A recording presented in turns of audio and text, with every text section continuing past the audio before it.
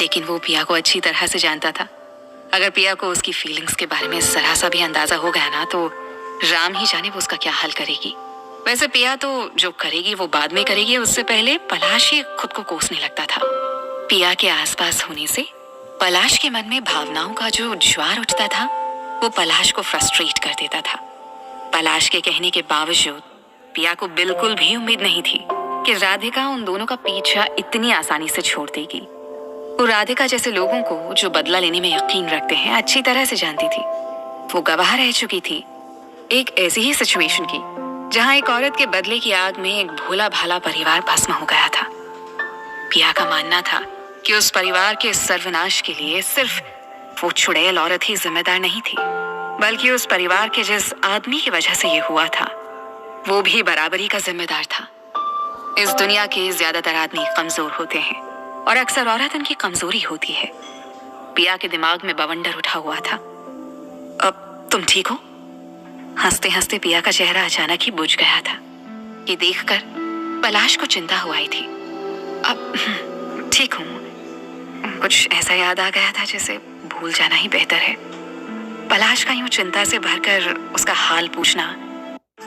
Social media एक ऐसी। पिया को लगा जैसे किसी ने उसके घाव पर हौले से रुई का फाहा रख दिया हो। पलाश बाकी सबसे कितना अलग है। वो गे है, शायद इसलिए इतना सेंसिटिव है। सोचते हुए पिया ने पलाश की तरफ देखा। वो गहरी नजरों से उसी को देख रहा था। नजरें मिलते ही दोनों हल्के से मुस्कुरा पड़े। खाना खत्म करके दोनों उठ खड़े हुए। पिया ने अपना बैग उठाकर कंधे पर डाला और सौंफ उठाने लगी। पलाश उसके करीब पहुंचा और उसका एक हाथ अपने हाथ में लेकर चूम लिया। पिया का चेहरा लाल हो गया था। क्या कर रहे हो? वो दांत भींच कर बोली। मुस्कुराओ। पलाश ने ऑर्डर दिया। तुम्हारी बेस्ट फ्रेंड हमें देख रही है और ये सब मैं उसे चलाने के लिए कर रहा हूं। भूल से भी ये मत सोच लेना कि मुझे तुम्हें कोई इंटरेस्ट है या मुझे तुम्हारा हाथ पकड़ना अच्छा लगता है। पलाश ने पिया की उंगलियों में अपनी उंगलियां फंसाकर उसे करीब खींचते हुए पिया भी उस घमंडी राधिका को चिढ़ाना चाहती थी, सो वो चुप रही और पलाश का हाथ पकड़े पकड़े ही बाहर की तरफ चली गई। पलाश इस लड़की पर इतना मेहरबान क्यों है? कहीं ये लड़की उसे ब्लैकमेल तो नहीं कर रही? पलाश का पिया के हाथों को चूमना, उसे अपने करीब खींचना, पब्लिक में लव बर्ड्स की तरह बिहेव करना। राधिका का मन किया कि वो अभी इसी वक्त पिया का खून कर दे। रेस्टोरेंट के गेट से बाहर निकलते ही जैसे ही पिया को यकीन हुआ कि राधिका उन्हें नहीं देख सकती, उसने झटके से अपना हाथ पलाश के हाथ में से निकाल लिया। पलाश बोला तो कुछ नहीं, बस मुस्कुरा दिया, लेकिन उसकी यह मुस्कुराहट पिया देख नहीं पाई। कार में बैठते हुए पलाश ने अपनी घड़ी पर निगाह डाली। ऑफिस का टाइम खत्म हो चुका था। ऑफिस पहुंचकर तुम अपने घर चली जाना, ओके? पलाश ने पिया से कहा। ओ, आपका ड्राइवर मुझे वहां छोड़ सकता है जहां कैब्स खड़ी होती हैं? क्यों, तुम्हारी कार कहाँ है? वो मैकेनिक के पास है। पलाश ने ड्राइवर को पहले पिया के घर चलने के लिए कहा। अब अरे नहीं, इसकी कोई जरूरत नहीं है, मैं कैब से चली जाऊंगी। मैं जो कह रहा हूं ना उसे चुपचाप मानने की आदत डाल लो। अब अगर तुमने एक शब्द भी और बोला ना तो कल से तुम मेरे साथ क्लाइंट मीटिंग्स में चलने की बजाय ऑफिस में सड़ोगी। पलाश का फेस एक्सप्रेशनलेस था और टोन एकदम कैजुअल। पिया ने इस समय चुप रहना ही बेहतर समझा। उसने अपनी उंगलियों से अपने होठों को जिप लॉक करने का इशारा किया। पलाश दूसरी तरफ मुंह घुमाकर मुस्कुरा पड़ा। आज तो उसने पिया को हरा दिया। इस लड़की से बहस में जीतना बहुत ही मुश्किल है। इसकी ये स्किल कोर्ट में बहुत काम आएगी, लेकिन इसे सीखना होगा कि ये मेरे साथ बहस ना करे। एक सिर्फ यही है जो मुझसे नहीं डरती। सुबह तुम ऑफिस आई कैसे? पलाश को अचानक याद आया। कैब से, पिया ने जवाब दिया। वो जब तक तुम्हारी कार ठीक होकर नहीं आ जाती तो तुम रोज मेरे साथ ही ऑफिस चल सकती हो। इस पूरे हफ्ते मेरी क्लाइंट्स के साथ मीटिंग्स हैं तो मुझे ज्यादातर समय ऑफिस से बाहर ही रहना है। तो मैं तुम्हें सुबह पिक कर सकता हूँ और शाम को ड्रॉप भी कर सकता हूँ, क्योंकि तुम्हारा घर मेरे घर के रास्ते में ही पड़ता है। ये सुनकर पलाश का ड्राइवर सतीश चौंक गया। बॉस किस रास्ते की बात कर रहे हैं? अरे क्योंकि पिया मैम का घर का रास्ता तो हमारे घर के रास्ते से एकदम उलट है। क्या उन्हें कोई ऐसा रास्ता पता है जो मुझे नहीं पता? घर पहुंचते ही उसे ये बात अहान को बतानी थी। अहान ने उससे प्रॉमिस किया था कि पलाश और पिया के बीच की कोई भी बात जो ऑफिस से अलग हटके हो, उसे बताने पर वो उसे अच्छे खासे पैसे देगा। और आज तो सतीश को बहुत ज्यादा पैसे मिलने की उम्मीद थी। और हाँ, इस वीकेंड का प्रोग्राम याद है ना? तुम्हें पापा ने घर पर बुलाया है। पलाश ने पिया को याद दिलवाया। हाँ, याद है, पिया ने कहा और कुछ सोचकर मुस्कुरा पड़ी।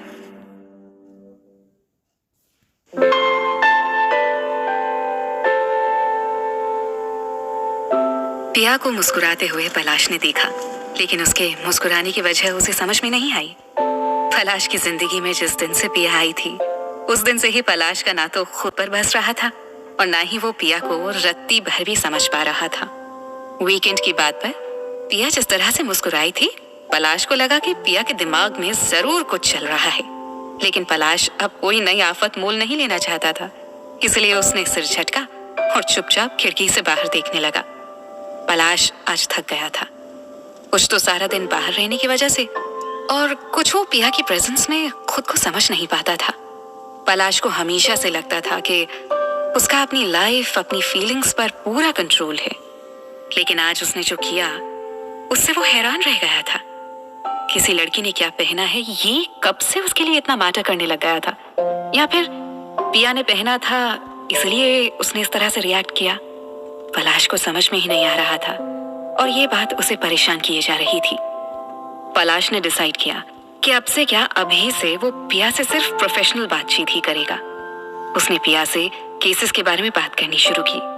पलाश ने कुछ इंपॉर्टेंट पॉइंट्स डिस्कस किए, गवाहों के बयानों को डिस्कस किया। पिया सब कुछ बहुत ध्यान से सुन रही थी। पलाश की डिस्कशन से जितने पॉइंट्स उसने बताने थे, उन सबको सुनकर पिया को समझ में आया था कि क्यों पलाश इतना सक्सेसफुल लॉयर है। छोटी से छोटी बात भी पलाश की निगाह से चूकती नहीं थी। पिया को जो बात गैर जरूरी लगती, पलाश उस पर भी पूरा ध्यान देता। वो इस बात का भी ध्यान नहीं रखता कि आज उठाए गए कदम का भविष्य में क्या असर होगा। पलाश ने पिया को समझाया कि ये छोटी छोटी बातें जिन पर अक्सर लोग ध्यान नहीं देते ना, वो कोर्ट में बहस के दौरान कितनी ज्यादा यूजफुल साबित होती हैं। पिया का पूरा ध्यान पलाश पर ही था। वो जो कुछ भी बोल रहा था, पिया पूरे ध्यान से सुनती हुई उसे याद रखने की कोशिश कर रही थी। हालांकि पिया की आंखें, कान सब पलाश पर थे, लेकिन फिर भी जब पलाश की निगाह पिया के मादक होंठों पर पड़ी, जो अनजाने में ही हल्के से खुल गए थे, और उसके चेहरे के एक्सप्रेशंस चेंज हुए, तो पिया देख नहीं पाई। पिया का उसके इतने करीब होना, उसकी मदहोश कर देने वाली खुशबू, और अब उसके इन मादक होंठों पर पलाश का फिक्सेशन, हर चीज फुल फोर्स में पलाश को डिस्ट्रैक्ट कर रही थी। लेकिन फिर भी उसकी पूरी कोशिश थी कि ये बात पिया की जानकारी में ना आए। पलाश को दुनिया की हर एक लड़की से नफरत थी, फिर क्यों वो पिया की तरफ खींचा चला जा रहा था? ये पलाश की समझ से बाहर था। हो सकता है ये पिया की खुशबू है जो उसे अपनी तरफ खींच रही है। अचानक ही कार में ब्रेक लगा और घिसटते हुए टायरों की तेज आवाज आई। कार एक तेज झटके से रुक गई। इस झटके का फोर्स इतना ज्यादा था कि पिया उछली और बेहद जोर से पलाश से टकरा गई। पिया का चेहरा पलाश के सीने पर था और वो लगभग उसकी गोद में थी। क्या कर रहे हो सतीश?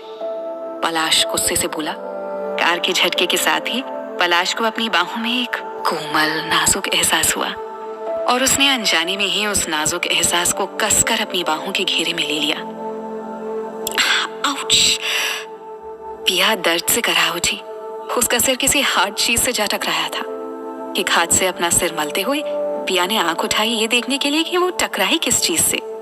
जैसे ही पिया को ये एहसास हुआ कि वो पलाश की गोद में है, उसका चेहरा शर्म से लाल हो गया। सॉरी, वो एक बूढ़ी औरत अचानक सामने आ गई थी। उसके इस तरह अचानक सामने आ जाने से सतीश भी घबरा गया था, लेकिन उसने कार पर अपना बैलेंस नहीं खोया। इस बात को पलाश को एक्सप्लेन करने के लिए सतीश पीछे मुड़ा और उसने पिछली सीट पर जो देखा उसे देखकर उसकी बाँछें खिल गईं। पिया और पलाश एक दूसरे के इतने करीब। पिया पलाश के सीने से लगी हुई थी। पलाश ने उसे अपनी बाहों के घेरे में ले रखा था। इतनी स्पाइसी इंफॉर्मेशन देने का मतलब उसे आज आहान से तगड़ा बोनस मिलने वाला था। पिया जल्दी से एक हाथ से पलाश के कंधे का सहारा लेकर उठ गई और पलाश की बगल में बैठ गई। पत्थर का सीना है इसका, भगवान ही जाने कितना जिम करता है। पिया अभी भी रह रहकर अपना सिर से हिला रही थी और खुली आंखों से पलाश की टोन्ड बॉडी और 6 पैक एब्स के ख्वाब देख रही थी। पिया को अभी तक एहसास नहीं हुआ था कि वो पलाश की ओर खींची चली जा रही है। तुम ठीक हो? पलाश पिया को सिर मसलते हुए देख रहा था। पिया ने हाँ में सिर हिला दिया। हाँ। पिया पलाश से थोड़ा दूर होकर बैठने लगी तो उसने अपने कंधे के इर्द गिर्द पलाश की बाहें देखी। पिया ने पलाश का हाथ पकड़कर जेंटली अपने कंधे से हटा दिया और पलाश से थोड़ा दूर हटकर खिड़की के पास बैठ गई। दोनों के बीच एक अजीब सी चुप्पी पसर गई थी। खिड़की से आती ठंडी हवा जब पिया के चेहरे पर लगी तो एक पल को सब कुछ भूल गई। घर पहुंच गए। पिया ने अपने और पलाश के बीच फैली चुप्पी को तोड़ने की कोशिश की। पलाश ने पिया का एटीट्यूड देखा और गहरी सांस लेकर रह गया। तुम्हारे घर बस पहुंच ही गए हैं। ये जो बचे हुए केसेस हैं इन पर कल डिस्कस कर लेंगे। पिया ने खिड़की से बाहर देखा। सच में उसका घर बस आ ही गया था। कार उसके घर के गेट के पास आकर रुक गई थी। Thanks for the ride Palash, see you tomorrow, Piya ने नरमी से कहा। फिर सतीश की तरफ घूमी। अब thank you Satish, any time miss Agarwal. Palash उसकी तरफ का दरवाजा खोलने के लिए आगे झुका ही था कि पिया ने उसे रोक दिया। हाथ है मेरे और मुझे दरवाजा खोलना आता है। पिया की आवाज की नरमी गायब हो चुकी थी। पिया के उतरते ही पलाश वापस अपने खोल में सिमट चुका था। वो पिया की प्रेजेंस में कुछ ज्यादा ही बोलने लगा था और उसे ये बात परेशान करती थी कि पिया की वजह से उसमें बदलाव आने शुरू हो गए थे। पिया पलाश को और ड्राइवर सतीश को थैंक यू बोलकर कार से उतर गई। अपने गेट पर खड़ी होकर वो हाथ हिलाते हुए जाती हुई गाड़ी को देखती रही। वीकेंड, तुम भी क्या याद रखोगे पलाश? जो सोचे जो चाहे वो करके दिखा दे, हम वो हैं। गुनगुनाती हुई पिया घर के अंदर चली गई। पिया जब घर के अंदर चली गई तब पलाश ने ड्राइवर से अब सीधे घर चलने को कहा। घर के अंदर जाते ही पिया काउच पर ढेर हो गई। उसे भूख भी लग रही थी, लेकिन अब उठकर खाना बनाने का उसका कोई मूड नहीं था। पिया ने फोन उठाया और जयंत का नंबर डायल कर दिया। मैं थोड़ी देर में आती हूँ, मेरे लिए डिनर रेडी कर देना प्लीज। जयंत से बात करते हुए पिया की आवाज अपने आप ही काफी स्वीट हो जाती थी। जयंत की था और पिया को उसके साथ घूमना फिरना बेहद पसंद था। जयंत के कैफे में बैठकर और उसके साथ उसके हाथ का खाना खाकर पिया की थकान उतर जाती थी। जैसे ही जयंत ने डिनर के लिए कंफर्म किया, पिया चहक उठी। ओह थैंक्स डियर, पिया ने चहकते हुए कहा। फोन रखने के बाद भी पिया थोड़ी देर तक ख्यालों में गुम लेटी रही। उसे बार बार पलाश के सीने पर अपना सिर रखना, पलाश को उसे कंधे से पकड़ना, बाहों में समेट लेना, वो सब याद आ रहा था। आखिरकार पिया उठी और हाथ मुंह धोकर उसने कपड़े बदले। लोअर और टी शर्ट पहनना उसे सबसे ज्यादा आरामदायक लगता था। पिया ने सोचा कि पहले अपने मेल्स चेक कर ले, फिर जयंत के कैफे जाएगी। आज सुबह से उसे वक्त ही नहीं मिला था कि अपने मेल्स को चेक कर ले। पिया ने अपना लैपटॉप खोला। पिया ने जो पहली मेल खोली वो शुगर फ्लेम ग्रुप की थी, जिसमें उसे नए प्रमोशनल विज्ञापन का ड्राफ्ट भेजा गया था। पिया को वो ड्राफ्ट देखकर गुस्सा आ गया। उसने इस विज्ञापन की डिटेल्स देखनी शुरू की। डिटेल्स देखते हुए उसका गुस्सा बढ़ता ही चला जा रहा था। उसने लैपटॉप बंद किया और अपनी सेक्रेटरी को फोन मिलाया। तुम्हें एक बार कहने से समझ में नहीं आता? मैंने तुमसे राधिका नंदा का कॉन्ट्रैक्ट कैंसिल करने को कहा था ना, फिर वो हुआ क्यों नहीं? मेरे पास अभी अभी जो मेल आई है उसमें राधिका का नाम कैसे है? पिया गुस्से से चिल्ला रही थी। सीईओ की पोजीशन होल्ड करने के बावजूद पिया कभी भी अपनी कंपनी के किसी भी डिसीजन में दखल नहीं देती थी। पिया ने सब कुछ अपनी माँ के ऊपर ही छोड़ा हुआ था। लेकिन इस बार बात कुछ अलग थी। इस बार जरूरी हो गया था कि पिया ये मैटर अपने हाथ में ले। राधिका का सबक सीखना जरूरी था। और पिया के कुछ किए बिना ऐसा पॉसिबल नहीं था। पिया तब तक शांति से नहीं बैठ सकती थी जब तक कि वो राधिका को उसकी औकात ना दिखा दे। आई एम सॉरी मैम, मैंने तो मार्केटिंग डिपार्टमेंट को आपका मैसेज भेज दिया था। मैं अभी मार्केटिंग डिपार्टमेंट में पता करती हूँ। सेजल ने पिया से माफी मांगते हुए कहा। ओके, इसे क्लैरिफाई करो। राधिका के साथ कॉन्ट्रैक्ट साइनिंग का प्रोसेस आगे नहीं बढ़ना चाहिए। मार्केटिंग मैनेजर को बोलो कटरीना से बात करे इस विज्ञापन के लिए। इस साल हमारी मॉडल के लिए मेरी प्रेफरेंस कटरीना है। जब ये हो जाए तो मुझे कॉल करके बता देना, ओके? और हाँ, अब की बार अगर कोई राधिका को वापस मेरी कंपनी में लाने की हिम्मत करता है ना, तो उससे कह देना कि उसे सीधा मुझसे बात करनी होगी। पिया ने दांत पीसते हुए कहा और खटाक से फोन रख दिया।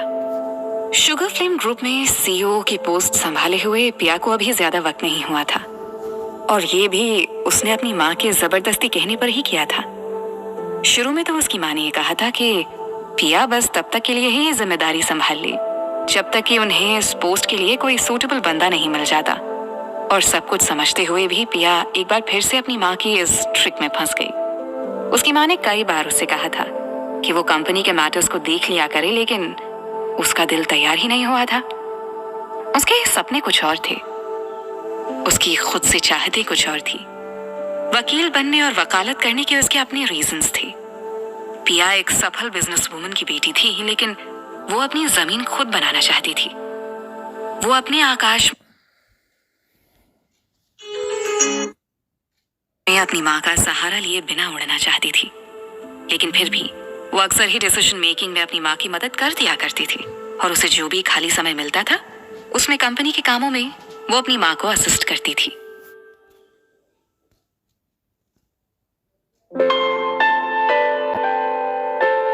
पहुंच पाया। डिनर के लिए अब उसी का वेट हो रहा था। पलाश ने हाथ मुंह धोए और कपड़े बदलकर जब वो डाइनिंग रूम में पहुंचा तो सभी डाइनिंग टेबल पर बैठ चुके थे। आहान, चारू और जगत ओबरॉय। हाँ, वाओ, बैठो। जगत ओबरॉय ने प्यार से पलाश का स्वागत किया।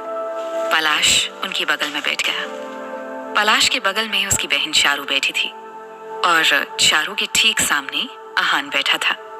और पिया कैसी है? हाँ, पिया के बारे में पलाश से बात करना जगत ओबरॉय का फेवरेट टॉपिक था। पलाश से पिया के बारे में बात करने का एक भी मौका जगत ओबरॉय छोड़ते नहीं थे। बेटा, सुनने में आया है कि पिया तुम्हारी ही फर्म में इंटर्नशिप कर रही है, और वो भी तुम्हारी ही सुपरविजन में। पलाश के पापा को एक और मौका मिल गया था अपने फेवरेट टॉपिक और फेवरेट पर्सन के बारे में बात करने का। पलाश का मन किया कि वो ठहाका लगाकर हंसे। क्या एक्टिंग कर रहे थे पापा?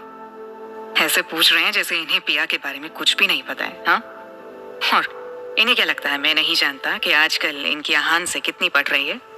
पिया को लेकर तो इन दिनों दोनों ने टीम बना रखी है। दोनों मिलकर मुझे पिया की तरफ धकेलने में लगे हुए हैं, और मैं श्योर हूं कि पिया के बारे में जितना मुझे पता है उससे ज्यादा ही पापा को पता होगा। पिया मेरे ही अंडर इंटर्नशिप कर रही है, और अभी तक मैंने उसे जितना जाना है मैं कह सकता हूँ कि वो फास्ट लर्नर है। तो अब आप अपनी तबीयत ठीक कर लीजिए, ठीक से खाना वाना खाइए, और अब भूल कर भी आप ना तो मुझे ब्लैकमेल करेंगे और ना ही उन वाहियात डेट्स पर जाने को कहेंगे। पलाश ने मुस्कुराते हुए कहा तो चारू हंस पड़ी। चारू की हंसी सुनकर जगत ओबरॉय ने उसे घूरा। चारू की हंसी इमीडिएटली बंद हो गई। बड़ी हंसी आ रही है। तुम्हारा भाई 31 साल का हो चुका है, अभी तक शादी नहीं हुई है उसकी, और पिया के आने से पहले तक तो उसकी कोई गर्लफ्रेंड तक नहीं थी। जानती हो ना लोगों में तुम्हारे भाई की क्या इमेज है। और अगर तुम्हें लगता है कि मैं तुम्हारे भाई के साथ बुरा कर रहा हूं तो पलाश को छोड़कर मैं तुम्हारे लिए लड़का देखना शुरू कर देता हूं, क्यों? जगत ओबरॉय ने सीरियस टोन में कहा। अरे नहीं पापा, आप इतनी छोटी सी बच्ची की बात का बुरा मत मानिए ना। आप भाई पर ही ध्यान दीजिए, वही ज्यादा ठीक है। शादी भाई की कराइए और मुझे मेरी कंपनी चलाने दीजिए। मैं भाई से ज्यादा केपेबल हूँ। क्यों आहान, सही कह रही हूँ ना? चारू ने हंसते हुए कहा। अपना नाम सुनकर आहान ने चारू की तरफ देखा। आहान से नजरें मिलते ही चारू ने आहान को आंख मार दी। मर गए, आहान ने बुदबुदाते हुए कहा और अपना सिर नीचे झुका लिया। कि ना तो उसने कुछ देखा हो और ना ही कुछ सुना हो। पलाश थोड़ा जिद्दी है आहान, और जब बात लड़कियों की आती है तो वो किसी की नहीं सुनता। तो आहान ने मुझे पूरी उम्मीद दी है कि पिया के मैटर में जब भी पलाश को मदद की जरूरत होगी तुम उसके साथ रहोगे। एक पिया ही है जो पलाश के गुस्से को झेल ही नहीं लेती बल्कि सही तरीके से उसे चुप भी करा देती है। इसीलिए मुझे लगता है कि पिया अग्रवाल मेरे बेटे के लिए एकदम परफेक्ट है। और ये तो हमने उस वीडियो क्लिप में देख ही लिया था। हाँ पापा बस भी करिए, हम यहाँ डिनर कर रहे हैं या मेरी लव लाइफ डिस्कस कर रहे हैं? पलाश ने सीरियस टोन में कहा। उसकी आवाज में नाराजगी साफ साफ झलक रही थी। आहान को लगा कि पलाश को चिढ़ाने का ये एक परफेक्ट मौका है। उसके चेहरे पर एक तिरछी सी मुस्कुराहट उभरी। पलाश ने ही देख लिया था। आहान ने कुछ बोलने के लिए मुंह खोला ही था कि पलाश की एक आईब्राउ ऊपर चढ़ गई और उसने आहान को घूरते हुए आंखों ही आंखों में कुछ कहा। आहान को एक सेकंड भी नहीं लगा समझने में कि पलाश क्या कह रहा है। उसे पलाश की धमकी याद आई। उसने चारू की ओर देखा। चारू ने फिर से आहान को आंख मार दी। चारू के साथ काम करने के ख्याल से ही उसकी मुस्कुराहट खत्म हो गई थी। आहान ने पलाश को चिढ़ाने का ख्याल त्याग कर अपना मुंह कसकर बंद कर लिया। पलाश खुश था कि बिना बोले ही आहान पर उसकी धमकी असर कर गई थी। पापा मुझे पता है कि मैं क्या कर रहा हूँ और मुझे मेरी अपनी लव लाइफ संभालने के लिए आहान की मदद की जरूरत नहीं है। वो अपनी लव लाइफ तो ठीक से मैनेज कर नहीं पाता, मेरी क्या मदद करेगा? और आप हैं कि इसे मेरी मदद करने के लिए फोर्स किए जा रहे हैं। पलाश ने व्यंग्य से कहा। पलाश की बात सुनकर आहान खांसने लगा। लो पानी पियो। पलाश ने आहान के सामने पानी का ग्लास रखते हुए कहा। पलाश और आहान की ये जुगलबंदी देखकर चारू जोर जोर से ठहाका लगाकर हंस पड़ी। उसे बचपन से ही आहान की टांग खींचना बेहद अच्छा लगता था और वो तब तक आहान की टांग खिंचाई करती रहती थी जब तक वो रो नहीं देता था और चारू से चुप होने की भीख नहीं मांगने लगता था। आहान, चारू और पलाश तीनों इसी घर में एक साथ बड़े हुए थे। आहान सिर्फ 12 साल का था जब वो इस घर में रहने के लिए आया था। चारू को वो तूफानी बारिश वाली रात आज भी याद थी जब आहान उस तेज बारिश में एक हाथ में अपना एक छोटा सा बैग ले और दूसरे हाथ में छाता पकड़े उनके दरवाजे पर खड़ा था। उसके साथ शायद उसका कोई नौकर था। उस वक्त चारू 6 या 7 साल की थी। पिछले कुछ दिनों से घर में चलती हुई गहमा गहमी से वो इतना तो समझ गई थी कि इस घर में जैसे उसकी मम्मी नहीं